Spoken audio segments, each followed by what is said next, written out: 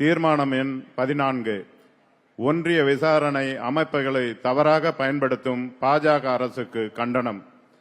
அதிமுக ஆட்சி காலத்தில் டாஸ்மாக் நிறுவனத்தில் லஞ்ச ஒழிப்புத் துறையில் பதிவு செய்யப்பட்ட வழக்குகளை திமுக ஆட்சியின் ஊழல் முறைகேடுகள் போல அரசியல் களத்தில் சித்தரிப்பதற்கான உள்நோக்கத்தோடு டாஸ்மாக் நிறுவனத்தின் தலைமை அலுவலகத்தில் அமலாக்கத்துறை நடத்திய அத்துமீறிய சோதனைகளுக்கு எதிராக உச்சநீதிமன்றத்தில் வழக்கு தொடுத்து அமலாக்கத்துறை தன் வரம்பை மீறி செயல்பட்டதை கண்டித்து உச்சநீதிமன்ற தலைமை நீதிபதி அமர்வு சுட்டிக்காட்டி உத்தரவிட்டு அமலாக்கத்துறை விசாரணைக்கு தடை விதித்திருப்பதை ஒன்றிய பாஜக அரசு அரசியல் உள்நோக்கத்துடன் தன்னிடமுள்ள விசாரணை அமைப்புகளை பயன்படுத்துகிறது என்பதை நிரூபித்துள்ளது.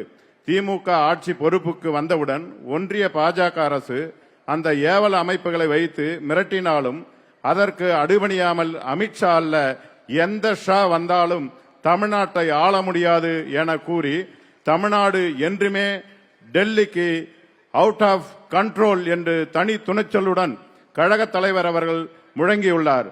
திமுகவை ஏற்கனவே பல வழக்குகளில் உச்சநீதிமன்றம் விதித்துள்ள வழிகாட்டு நெறிமுறைகளை புறக்கணித்து விட்டு பாஜக ஆட்சியில் இல்லாத ஆட்சிக்கு வர முடியாத மாநிலங்களில் பழிவாங்கல் எண்ணத்துடன் சிறப்பு புலனாய்வு அமைப்புகளை சிபிஐ, வருமானம் வரித்துறை, அமலாக்கத்துறை போன்றவற்றை பாஜக அரசு தனது சொந்த ஆதாயங்களுக்காக பயன்படுத்தும் சர்வாதிகார போக்கை இப்பொதுக்குழு கடுமையாக கண்டிக்கிறது.